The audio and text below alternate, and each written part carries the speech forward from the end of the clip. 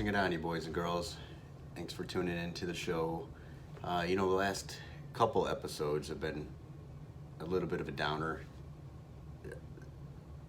This one and the last one. And unfortunately, the last episode, it was my father-in-law had passed away completely unexpectedly.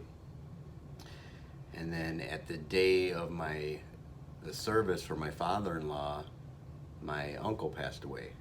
Now, this is the part that's it's emotionally it's draining because I always will hold the integrity of this show and speak completely honest. I was not close with my uncle, and I've expressed that before. I didn't know him very well when I was growing up. Of course, because he's blood, because he's my uncle, there's pain, but not, I think a lot of the pain comes from, I know that my mom, my Uncle Bill, my Aunt Carol, his son, Michael, which is my cousin, which he and I have become very close recently through this, and I absolutely plan to maintain that. So there's pain in the sense, of course, you don't want someone who's your blood to pass away, especially from cancer. You got to see basically a very healthy man dwindle down,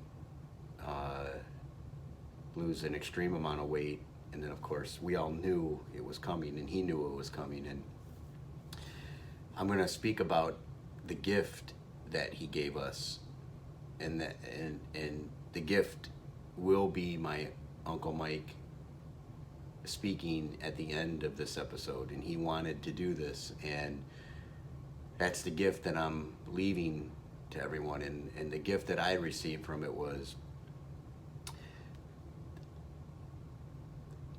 I don't know how I don't think I'm there yet as far as the strength my Uncle Mike had. And this is what I mean by that. Like I said, I wasn't close to my Uncle Mike. I can't pretend that, I was. But I can say that, oddly enough, even though we weren't close, and of course I knew him, I saw him all the time throughout my life, I will say this though, without being close to him, he taught me something so strong, and I'm not quite there yet with what he taught me. Me accepting the lesson, I guess is what I should say. Here's what I mean. He was so brave, knowing that he was dying, and I've expressed this before in I think episode 1 of this YouTube show. And I didn't think that was possible. This is a man that knew he was dying, and he handled it. I can't even almost put it into words how strong he was, how he did not fear death, and he talks about that. It's quite shocking to me, and it's refreshing in the sense to understand that we don't have to fear death. Now, this is kind of what I was talking about. I'm not quite there yet. I do fear death. I'm not going to lie. I want to live. I want to be alive. I feel like I have so much to live for, so much to learn, so much to contribute. And of course, not saying that he did not. But I visited him a couple times at the hospital, and then seeing him, talking to him, other than obviously you were in a hospital and you knew that he was dying, and the extreme weight loss. I'm talking about those things aside. When you talked to him, you did not feel like you were talking to a dying man. And then he, you know what I mean? Like there's always this elephant in the room, that kind of thing, and you don't want to bring it up, and he would bring it up. But he didn't bring it up with fear. In fact, he addressed it like, hey, I'm good. Like, I don't fear this. I got this. So that's a lesson that I hope I can get to one day.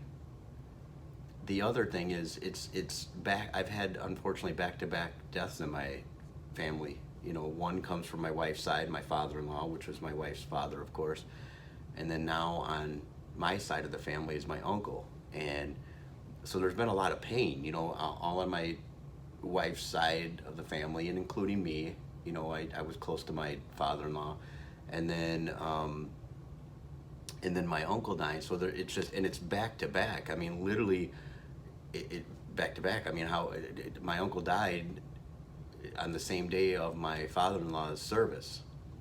That's back to back. Within 1 week, this all happened, and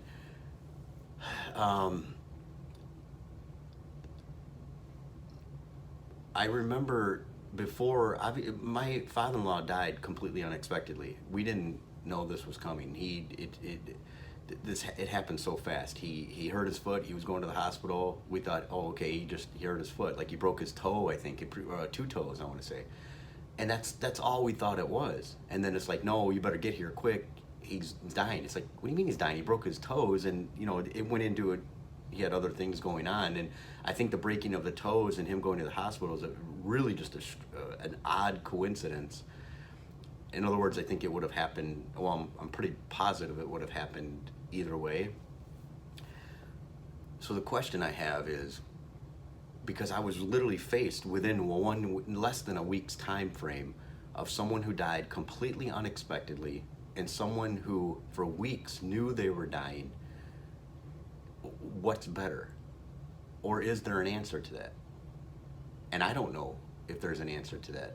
And I'm trying to think of that. Like, do I want to go? Do I just want to go and be dead? Not saying goodbye to everyone?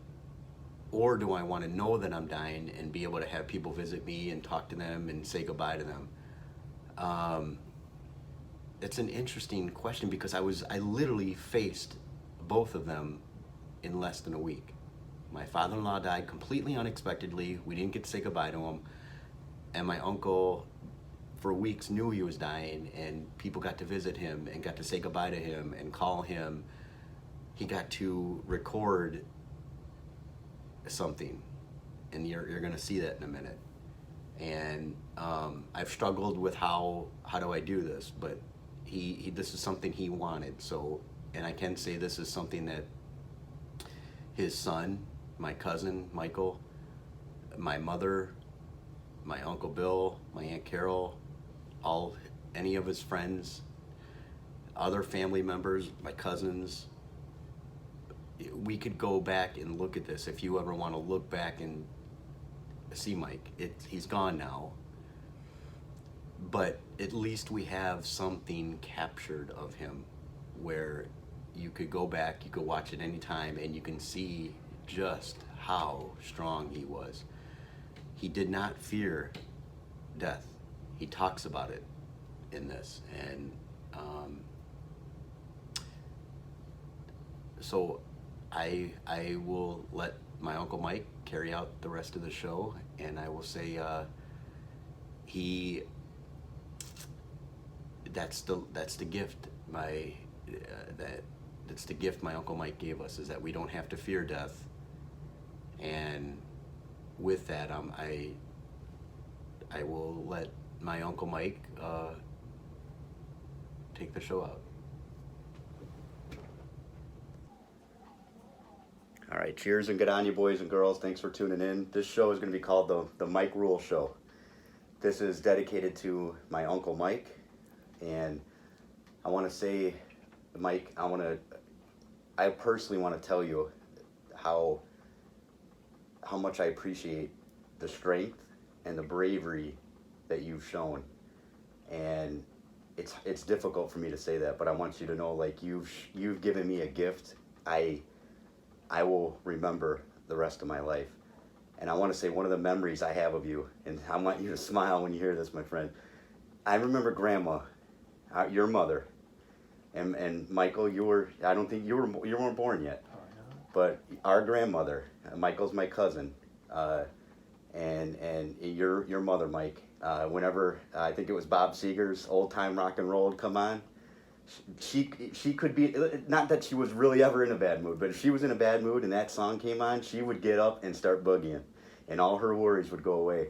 And Uncle Mike, if I have to capture a memory of you, it's every party we would go to, it's you getting down and dancing. There was never a party, even if it was just you on the dance floor.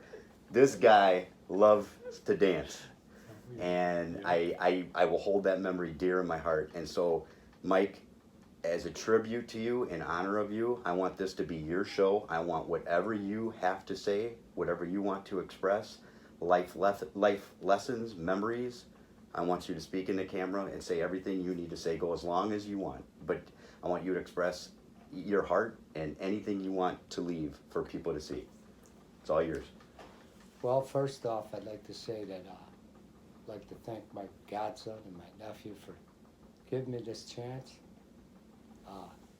I was diagnosed with esophageal cancer May 15. Since that time, the cancer spread to a few other places. I have an inoperable tumor pushing on my heart. But I have to say, because of my years of reading the Bible, trusting in God, I have no fear of death. The people here, hospice, are a little freaked out that I don't have any fear, because that's part of what they deal with people with pain, for sure, because cancer is painful.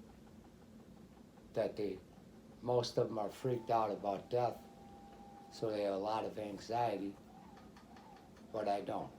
From the bottom of my heart, I don't. I've already got a cemetery plot picked out, my stone. I wrote half my eulogy, believe it or not.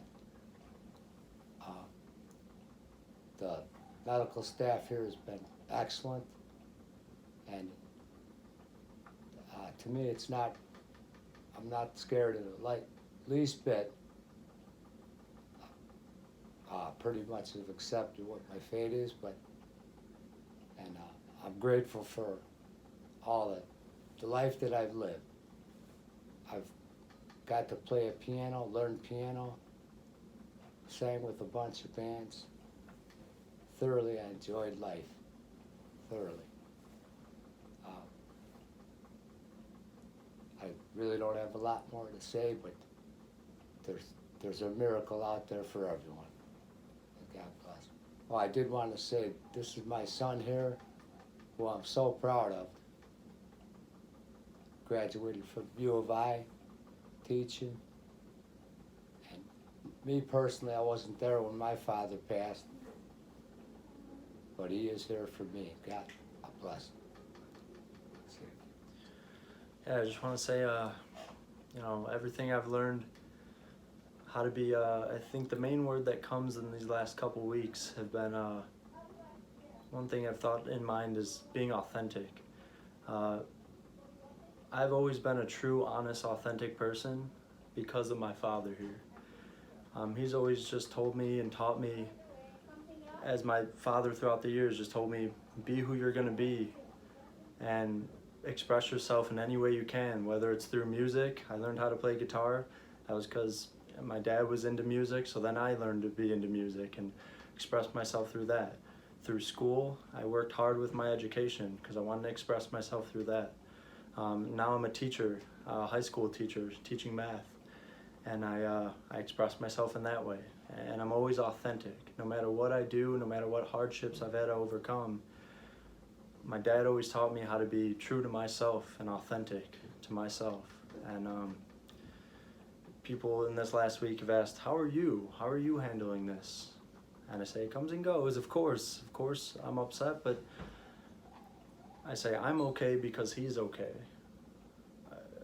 Again, like Scott said, he's an inspiration to all of us, and how strong he is and how the strength he has had during these times.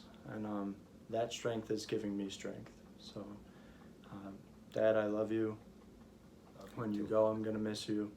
You've taught me so much. One last thing I'd like to say. All of us just go around this green and blue marble one time. Enjoy it.